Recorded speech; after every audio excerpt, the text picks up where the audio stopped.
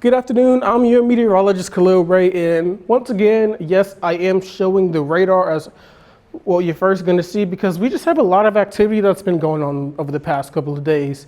Now, this is good in terms of our drought monitor, but in terms of getting all this rainfall in such a short time, that is not good because that can definitely lead to some flooding. And we're still seeing some of those downpours currently pushing into the city. We even have one right over downtown San Antonio. I know because I was just in it, but we do have a couple of other downpours stretching back further east and southward of the city. And we're going to continue to see that chance of those isolated to scattered downpours across our city, mostly to areas east and further west, back towards the coast and towards Houston. And that is due to a tropical system that I'll get to later. But overall, most of the activity will start to dissipate as we go into the evening hours. We're going to lose some of those clouds as well.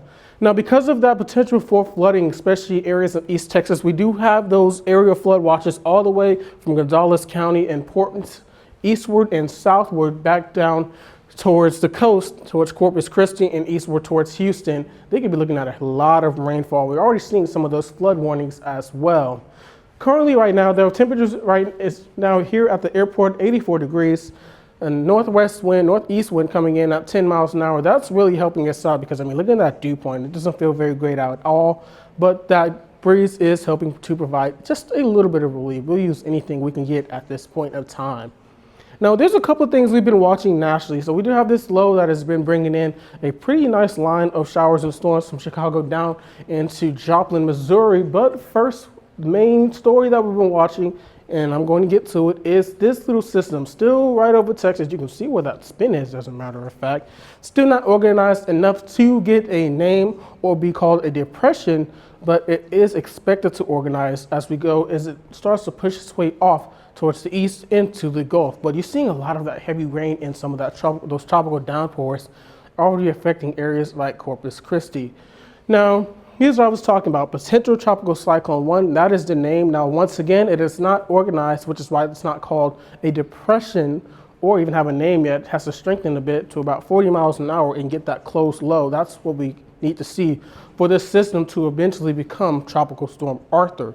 Now, the reason why we have that name is because you want to be able to give warnings out for this system. That's what the National Hurricane Center does. So we do have tropical storm watches out for eastern in coastal Texas and of course Louisiana due to this system. But again, the main story with this area is going to be the rainfall. We could be looking at 5 inches to isolated parts, picking up 12 inches or more.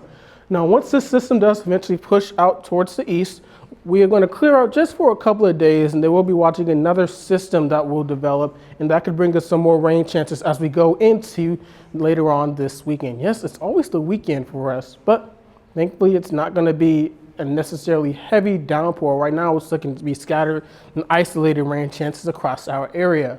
But for today, we'll be looking at pretty much the same thing we saw yesterday with a lot less coverage, thankfully. But temperatures will be expected to stay in the low to mid 80s. We're going to keep that isolated chance of those showers and storms. But we're not even expected to cool down. Look, 81 degrees still at 9 o'clock. And that is just due to all that humidity that has been in the air. It's sticky. Those clouds won't let any of that warmer air start to escape our atmosphere either. So we're going to not even cool down that much, only 74 degrees by Wednesday morning. Then we're going to heat up significantly. We're talking 97 degrees by Thursday, unfortunately. We're going to keep that humidity too. So you could be looking at heat indices of 100 degrees or more. Yeah, it's not going to feel great at all that day, but we are going to have a little bit of relief, along with some rain chances on Saturday before warming up pretty fast back into the mid-90s by Monday. And of course, for more weather updates on this tropical system, whether it gets a name or not, stay with us here at UIW Weather.